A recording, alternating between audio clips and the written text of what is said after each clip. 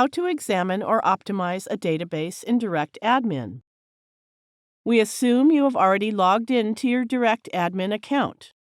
Now click this MySQL Management icon. In this MySQL Management interface, you can create new databases and manage existing ones. Here it shows the existing databases. Check the box and select the database you wish to examine. Now you can select as many databases as you wish to examine at a time. Now click Check. It displays a report of check operation. Similarly, you can select the database and optimize it.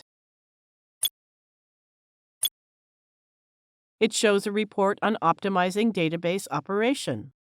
Now you know how to examine or optimize databases. Thank you for watching.